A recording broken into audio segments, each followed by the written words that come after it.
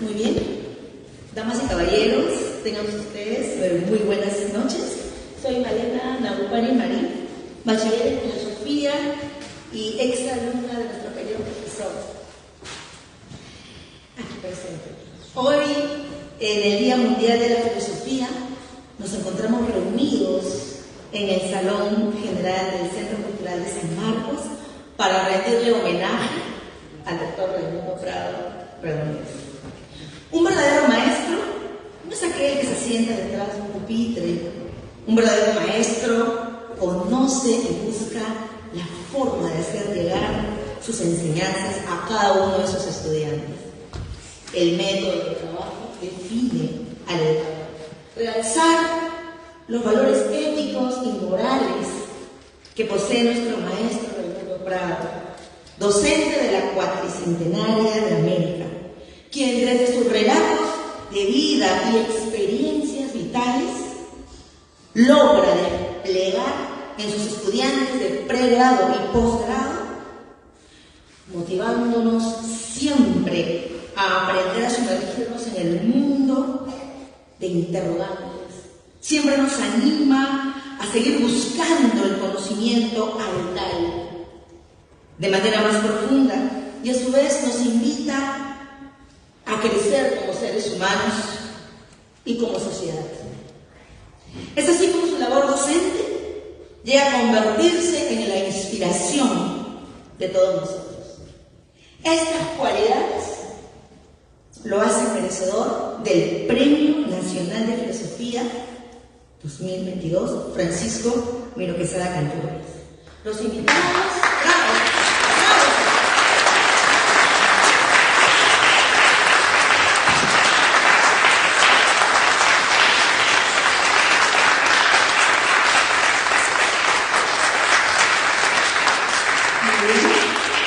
Los invitados de esta mesa resaltarán su valioso perfil como catedrático en el proceso de la enseñanza de la filosofía en nuestras aulas alumnas. A continuación, le damos la bienvenida al presidente de la Sociedad Peruana de Filosofía, el profesor Rubén Quirós, quien expresará palabras de reconocimiento para nuestro grupo. Aplausos.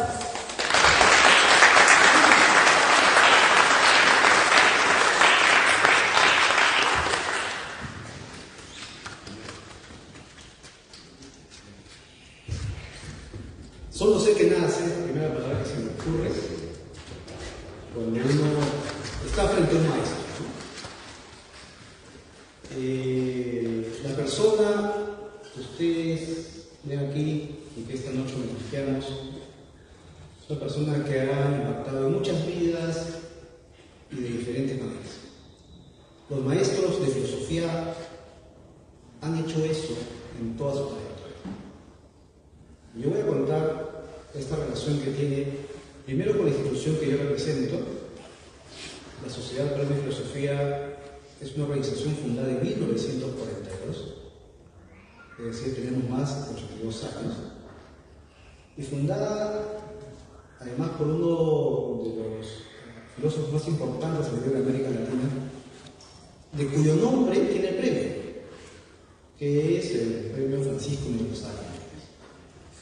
La Sociedad Peruana de Filosofía nace con el objetivo de promover el pensamiento, de difundirlo, de incorporarlo tanto a la vida universitaria como a la vida cotidiana. Muchas veces pensamos que los filósofos son un conjunto de individuos que están desencajados en la realidad, ¿no? Que están abstraídos, haciendo entelequias, haciendo ejercicios reflexivos que no necesariamente se conectan con el contexto. Pero hacer filosofía desde el Perú es totalmente distinto a hacer filosofía de Europa. Hacer filosofía de nuestra natalidad y desde nuestros propios márgenes, en el horizonte occidental, es muy distinto que filosofar en Inglaterra, en Estados Unidos o en Europa. Y no por un prurito nacionalista, nosotros tenemos demandas sociales, tenemos situaciones de inequidad, tenemos desigualdades y tenemos desafíos inmensos, retos constantes. Hacer filosofía en el Perú es un compromiso y una acción cívica. Filosofar desde el Perú significa, además, a veces no comprendida, intención de estar vinculado constantemente a los asuntos sociales. Nuestra sociedad incorpora como parte de ese ejercicio de la comunidad filosófica el reconocimiento a los grandes maestros.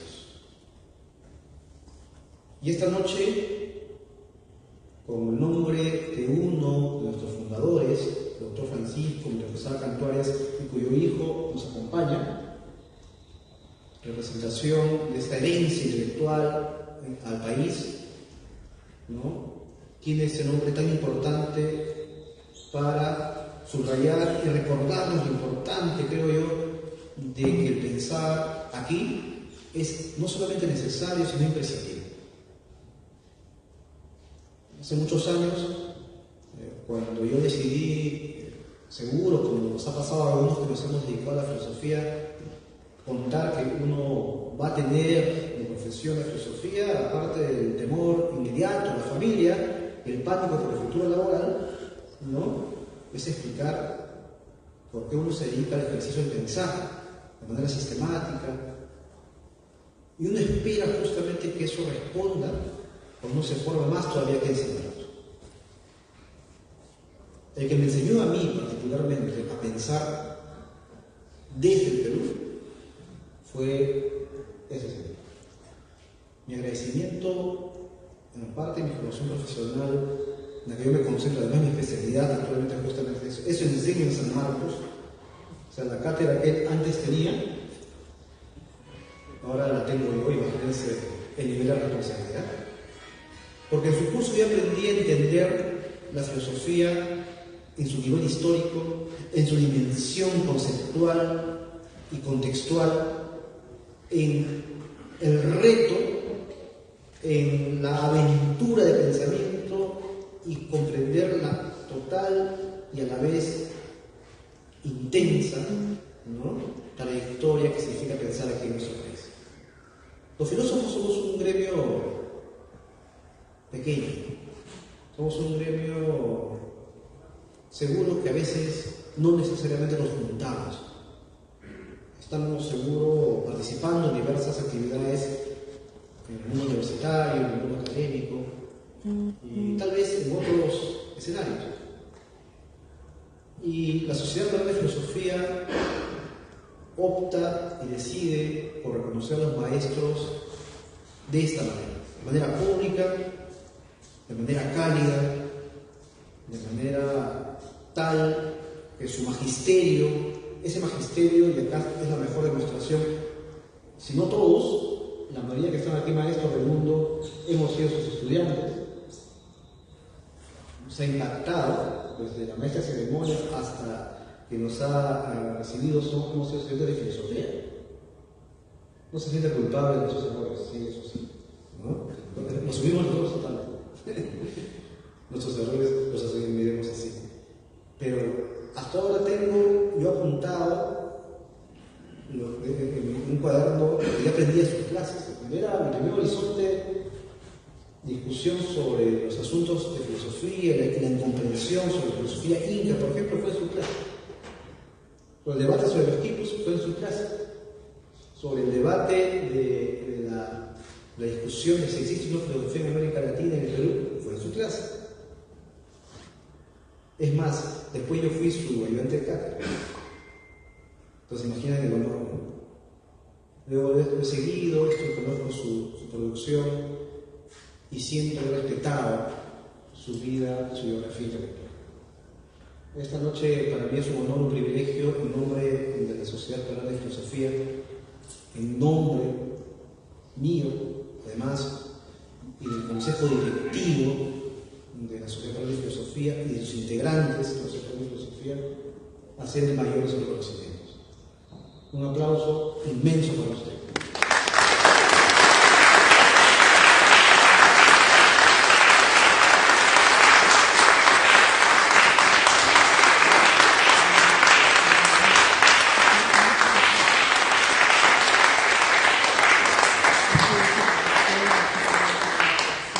Muy bien.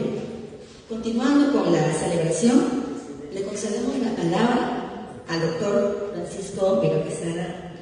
Aplausos.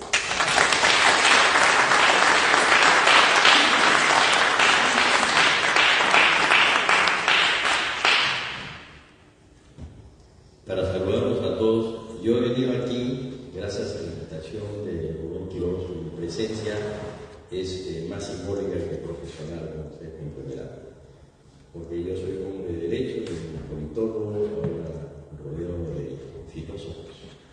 Pero yo, en primer lugar, quiero agradecer a través de Rubén, su presidente, a la Sociedad Peruana de Filosofía de haber puesto a este premio en nombre de mi padre. No tengo por qué justificar por qué lo he puesto, porque evidentemente es un reconocimiento a su trayectoria, a la trayectoria de mi padre como filósofo, y que además es muy importante porque sirve para reconocer los trabajos, la investigación y los aportes que hacen los filósofos del país, y creo que también del extranjero, ¿no?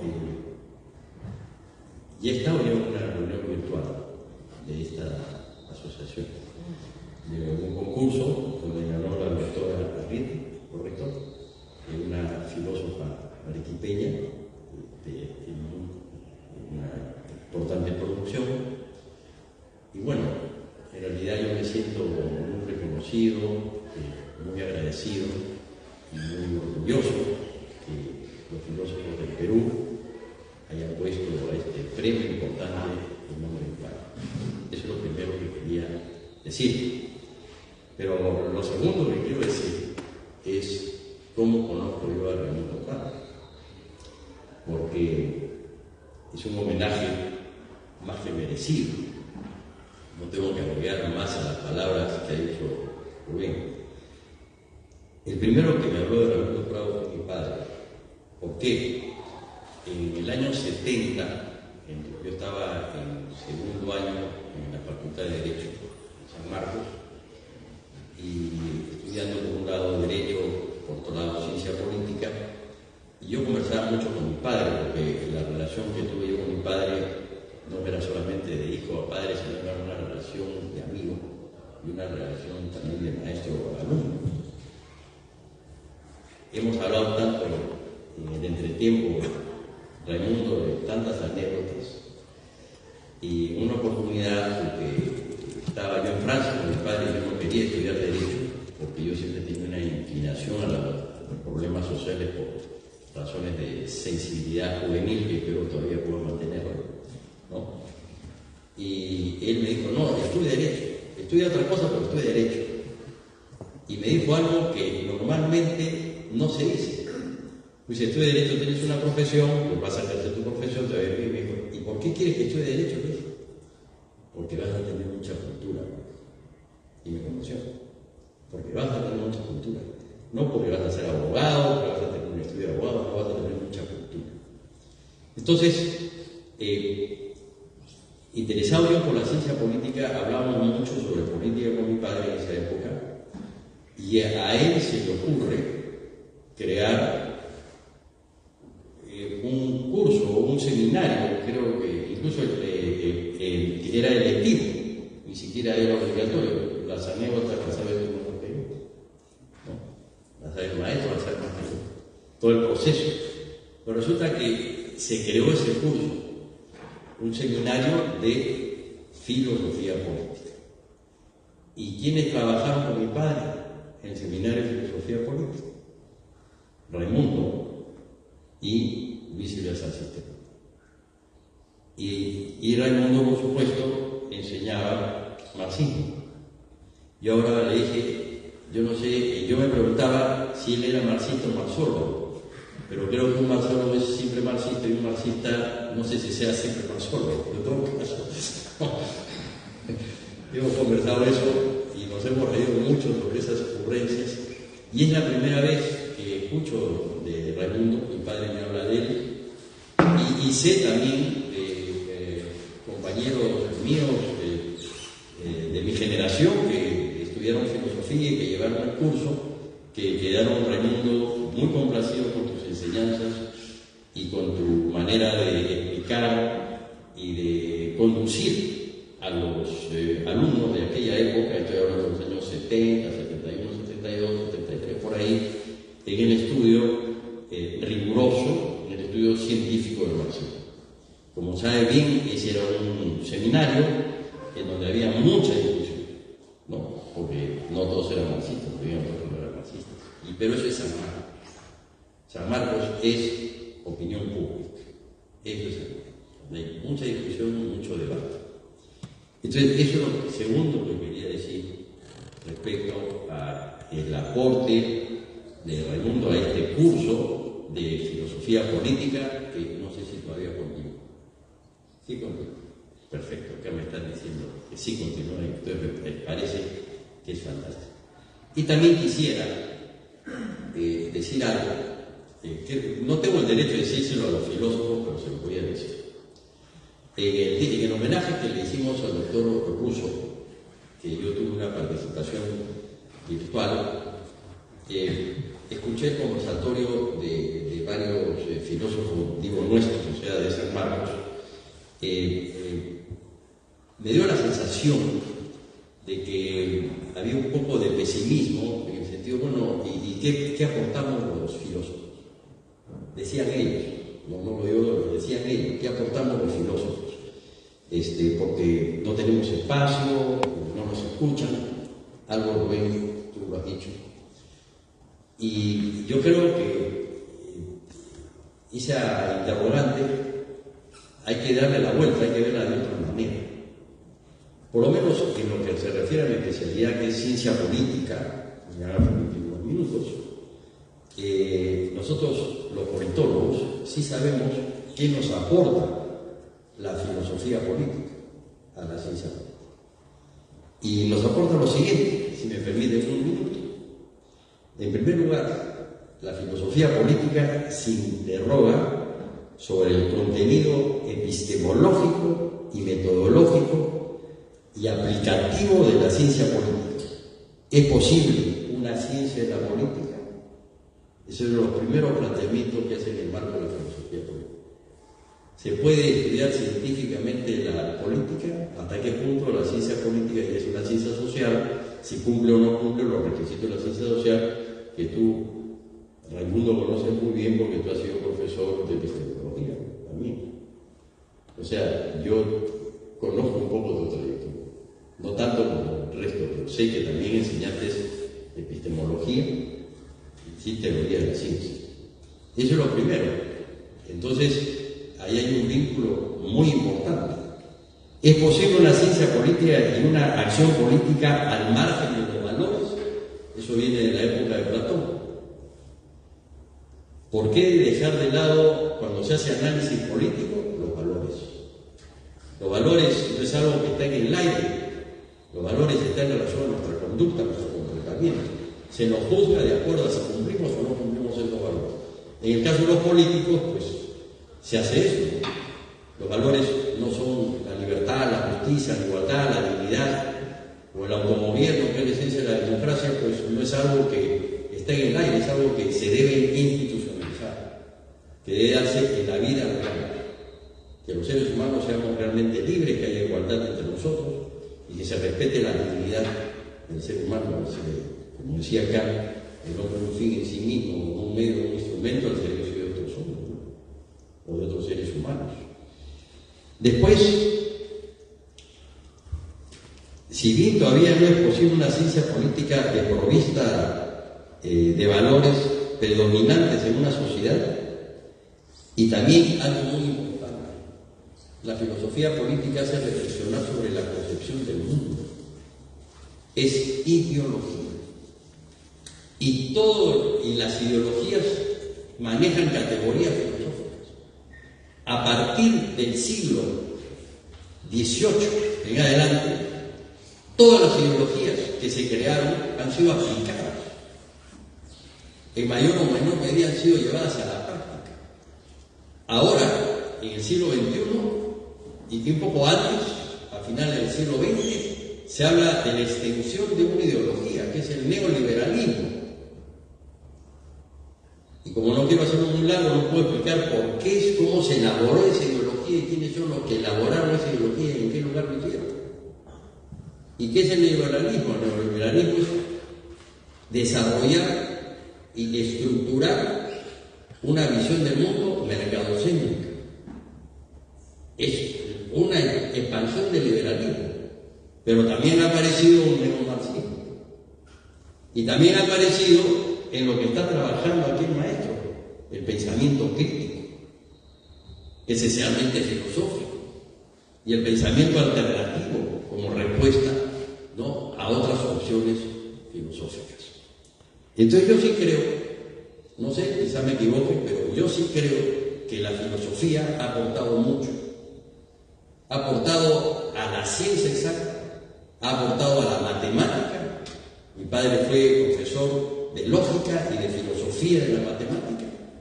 La filosofía ha aportado en la física, y cuando en Einstein hay una serie de elementos filosóficos, etcétera, etcétera.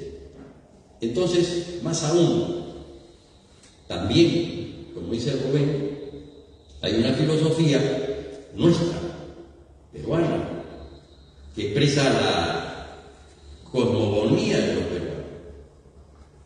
Pero para mí, la cosmogonía de los peruanos es una sociedad pluriétnica, pluricultural y plurilingüística.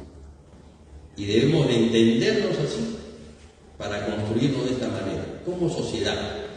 No va a hablar de poder, ni de Estado, ni de constitución, dejemos eso, como sociedad, que es la base y lo fundamental para darle sustento a la institucionalidad. Y a una institucionalidad tan maravillosa, que yo estoy agradecido, el mundo también está agradecido, todos estamos agradecidos porque aquí nos formamos y aquí hemos desarrollado nuestra vida como docentes y como profesionales, que es hermano. Muchas gracias.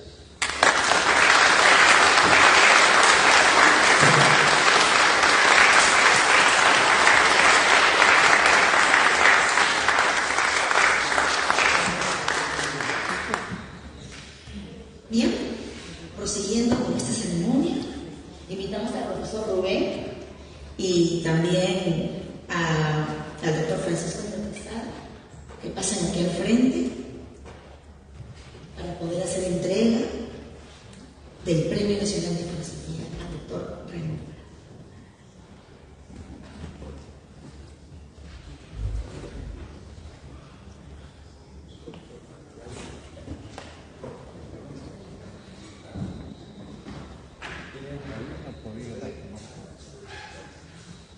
Bien, nos recibimos con un merecedor y cálido aplauso.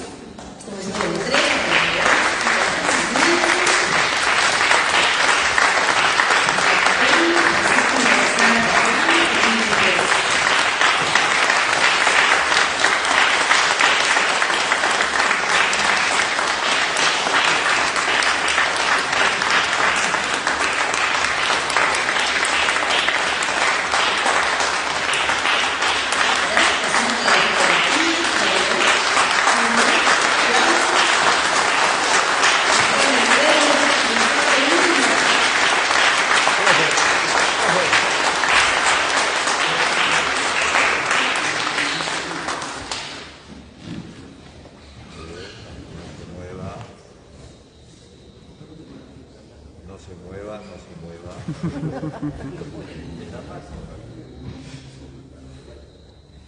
Chis.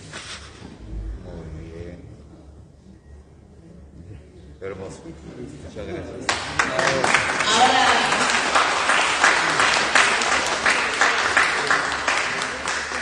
vamos a concederle la palabra al profesor Raimundo Colado. Pase por aquí.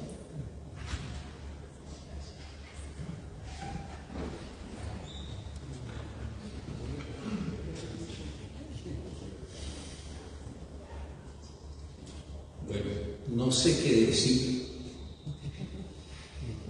Creo que voy a terminar creyendo lo que dijo Rubén. En qué medida me conozco a mí mismo. Y por eso permítanme lanzar algunas expresiones probablemente que no tengan alguna vinculación lógica. Y yo nunca he hablado de mí mismo, pero creo que ustedes tienen todo el derecho, ¿no?, de exigirme de dónde soy. Debo decir que soy apurimeño,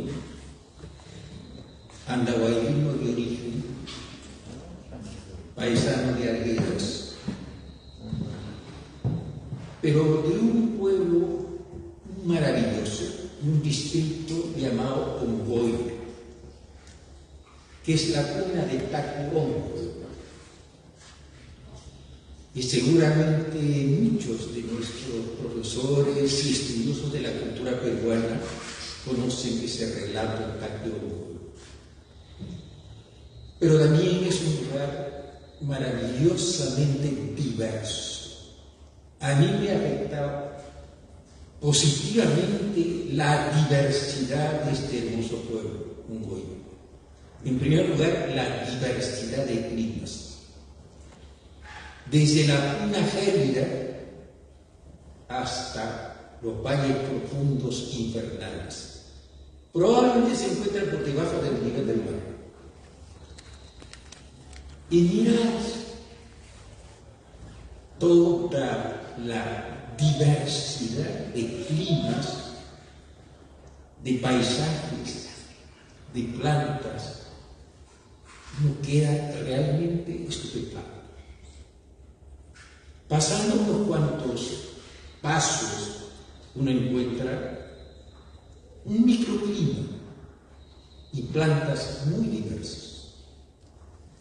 La diversidad para mí ha sido probablemente la primera prefiguración de la categoría diversidad en filosofía. Condiciones que pueden ser favorables para nuestro crecimiento, un crecimiento en el sentido filosófico de la palabra, un crecimiento que nos conduzca a la riqueza. Marx hablaba de que el valor fundamental es la riqueza de la expansión humana, considerada casi como un fin en sí mismo. Pero también una diversidad sonora. Mi hijo conoce muy bien de lo valioso que es tener la experiencia de la diversidad, de la riqueza sonora que hay en el país. Bueno, mucho hablaría de esto, mejor evito la tentación. Pero también hay posibilidades extraordinarias frente a la diversidad, pero puede ser también nuestra desgracia. Depende de la inteligencia con que se maneje. Otra cosa que a mí me fascinó fue la diversidad de ideas que yo encontré en San Marcos. Diversidad de disciplinas, diversidad de profesores. Nos encontraban profesores hermanos, incluso ucranianos, profesores italianos, franceses, o peruanos universales como Paco Miroquizá Cantuarias, que tenían la experiencia de toda esta riqueza. Bien, y creo que esto obliga a pensar la unidad, la posibilidad de construir o descubrir la unidad de la diversidad, que es un tema probablemente permanente de la filosofía, que señala muy bien Paco Miroquizá Cantuarias. Ante la diversidad de lógicas la diversidad de sistemas matemáticos. Uno se pregunta, ¿hay alguna unidad? ¿Algo que conecte vitalmente estos sistemas? Y se lanzó realmente una hipótesis que es una invitación a la aventura intelectual. A mí me gusta la palabra aventura, una real aventura, de la búsqueda de esos elementos que conecten esta diversidad de formas. Descubrir ciertos elementos compartidos, que incluso pueden ser la base fundamental de esa diversidad. Yo no quiero terminar lanzándose a los brazos de Platón, y lo han dicho a Paco, algunos que han investigado este aspecto del pensamiento. Sin duda esto requiere una formación técnica, no se puede leer así nomás los trabajos maravillosos de Paco Mironizar. Él mismo se vio obligado, y además creo que ha sido la primera obligación que le planteó su padre, Raxo, ¿cierto? Si quieres estudiar filosofía en su expresión más rigurosa, tienes que estudiar matemáticas, ¿cierto? Sí lo requiere estudio de varios años, pero tiene que hacerlo. Y lo hizo. Paco Mironizar estudió matemáticas, se graduó en matemáticas. Y el trabajo que preparó para el doctorado es un trabajo extenso, por tanto requiere que es una preparación. Creo que la revisión de este texto para la publicación de las obras esenciales quedó en manos del doctor Piscoya, no sé si habría entregado, no sé. Pero felizmente yo tengo la edición original rústica, pero importantísima, de este volumen. Y bueno, creo que siempre ha tenido como un tema casi heroico, enfrentarse al problema de la unidad lógico-matemática. ¿Logró? ¿No logró? Pero realmente él siempre ha sido un pensador optimista, descubrir la unidad de esas complejas expresiones, ¿no?, del pensamiento humano, del maravilloso pensamiento humano. Y permítanme señalar algunos otros aspectos de este extraordinario profesor. Para mí ha sido una suerte encontrar en San Marcos. En los primeros años yo no era alumno de filosofía, sino alumno de filología, porque encontré también diversidad de lenguas administradas en esta universidad. Desde el sánscrito hasta la diversidad de manifestaciones de la lengua quechua, pasando por lo griego, latín, las formas clásicas del griego o las formas modernas, ¿no?, de la etapa bíblica, una diversidad realmente maravillosa, y profesores de diferentes procedencias. Recuerdo con mucho cariño a Greg Ibsen, quien nos obligó a traducir el calendario romano al calendario cristiano. Yo nunca lo entendí. Y logramos la famosa AUC, Ab Unicordia, desde la fundación de Roma, ¿cierto? Y era realmente fascinante encontrarse con esta diversidad de lenguas. Pero la escuela, además de estas, había cursos extraordinarios, por ejemplo, el hebreo. Como en esos tiempos estaba realmente fascinado por el pensamiento humanista de diferentes líneas, pero particularmente de un pensador judío, Martin Buber, el autor de ¿Qué es el hombre y camino de utopía? Animado por el embajador de Israel en esa época, el señor Tupiarasí, él me aconsejó que estudiara hebreo, que iba a traer a un erudito y además poeta. Logró traer creo que ha sido el curso que yo llevé religiosamente durante un año. Ya podían leer algo, escribir algo. Y estaba mucho más animado porque yo quería participar, estudiar y conocer a Martin Buber. Pues en esa época estaba como profesor, ¿no?, de la Universidad Hebrea de Jerusalén. Bien, y lamentablemente nos faltan problemas que bloquean a uno. Mi padre estaba, cuando ya tenía que viajar, agonizando, aunque de eso sobrevivió con 4 años más. Y bueno, me quedé. Y tuviera así, fue nombrado como delegado de Israel a las Naciones Unidas, y ahí murió todo. ¿Sí? Pero seguí estudiando algunas cosas. Bueno,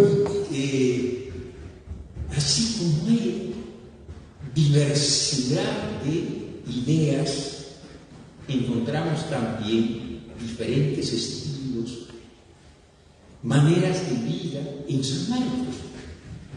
Esta es una universidad maravillosa.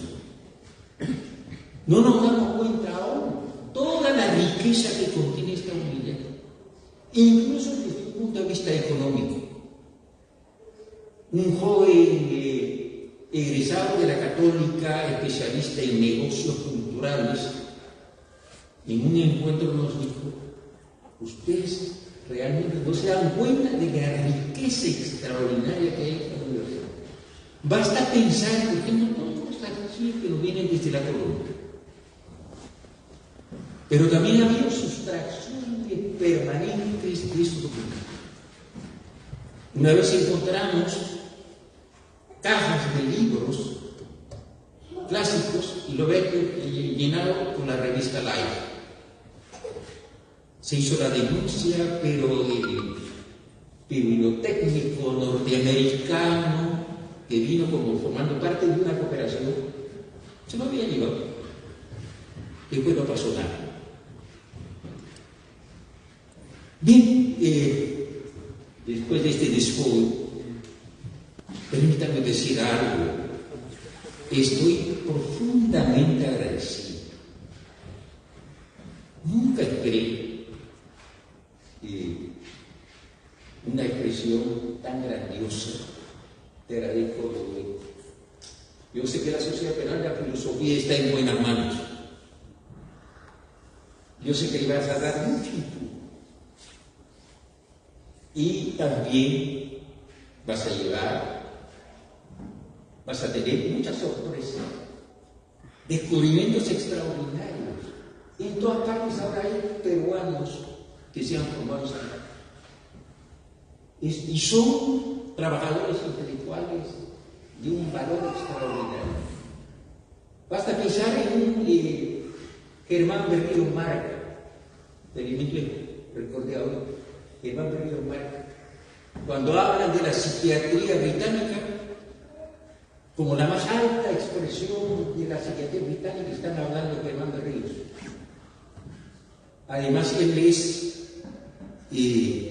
le han dado casi un título nobiliario, que es director de los archivos del Instituto de Historia de la Ciencia. Su trabajo ha sido premiado como la mejor obra científica hace algunos años. Como tarneño, yo sé que él ha venido este año también, viene todos los años. Bueno sería, ¿no?, rescatar a este señor. Lo quiere mucho a San Marcos. Necesitamos personas dinámicas como Rubén, ¿cierto? Y la historia de la gracia. Pero bueno, al personaje que a mí siempre me apasiona, el doctor Francisco Miro Pizarro Cantueras. Yo sé que voy a sentirme mal después de decir algunas cosas por no haber dicho otras más, pero tengo que decirlo que en este momento lo siento. En primer lugar, admiré la extraordinaria capacidad de diálogo de nuestro querido Paco. Yo nunca había visto en San Marcos una persona que no ha tenido enemigos. Es siempre amable. Yo sé que él defendía con fuerza su posición. Y sin embargo, nunca trató de maltratar al adversario, a la otra parte. Incluso ayudaba el razonamiento del contrincante, ¿no? Para que su conclusión sea mucho más válida. Era característica de Paco. Pero quien da mejor cuenta de esta capacidad de diálogo racional, crítico, es un español, el destacadísimo jurista que tengo la suerte de conocerlo, don Manuel Atienza Rodríguez, quien escribe uno de los trabajos interpretativos del mundo jurídico, Ratio Interpretando. Y es duro como crítico Atienza. Pero cuando en 1975, recuerdo esta fecha, cuando hubo un encuentro de epistemólogos, ese filósofo de la ciencia, auspiciado por la Asociación de Filosofía Analítica, pues hubo un encuentro con un filósofo notable de la ciencia, el argentino, don Gregorio Pinowski. Ha sido el debate más celebrado, y hasta hoy. Manuel Atienza llegó a decir que para él, a él le había marcado este diálogo y consideraba como el diálogo paradigmático, ejemplar, donde se pudo apreciar las reglas que regulan un buen debate. Personalmente tuve una experiencia.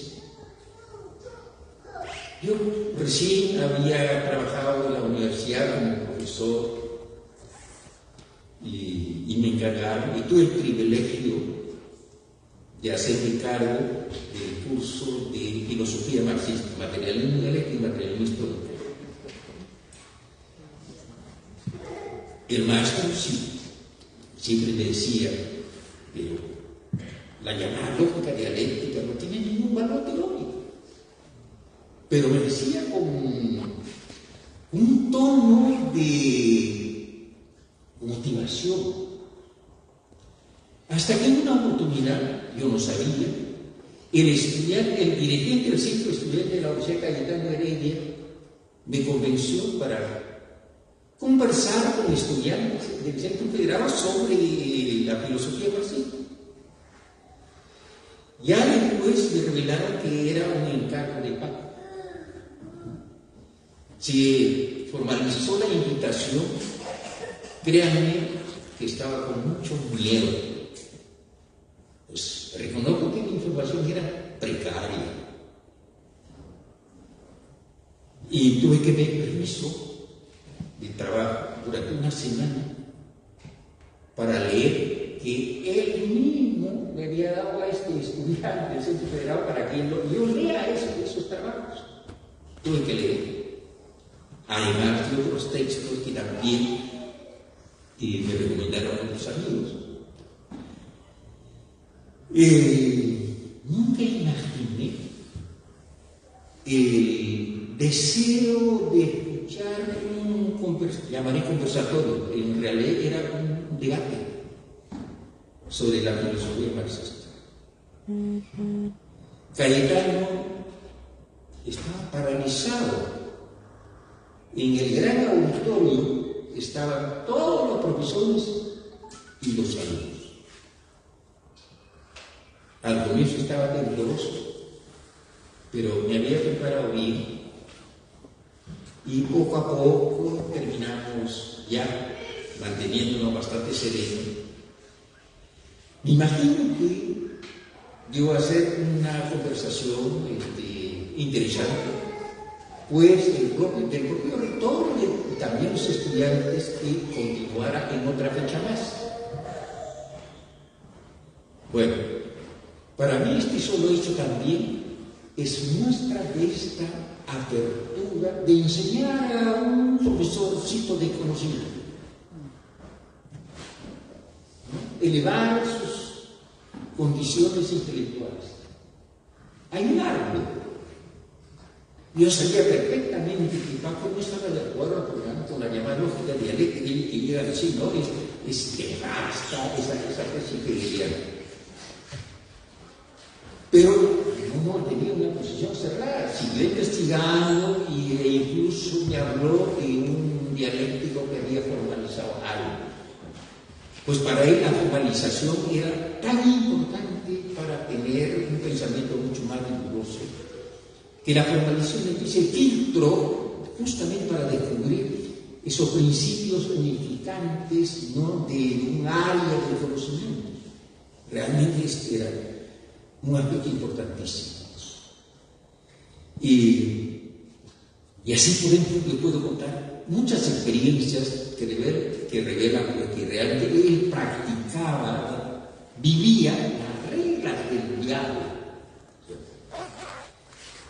Pero también Paco era un excelente pensador abierto. La apertura que siempre mantuvo. No estaba contento con los avances logrados. Siempre dejaba señalar otras posibilidades, otros planteamientos aún no conocidos, no registrados. Y la apertura posibilita también el incremento del conocimiento y de los problemas. Y esto tiene que ver también con su excelente capacidad de divulgación. Sin divulgación de la filosofía y de la ciencia no hay avance del pensamiento científico, de la praxis científica, no hay. Necesitamos buenos divulgadores.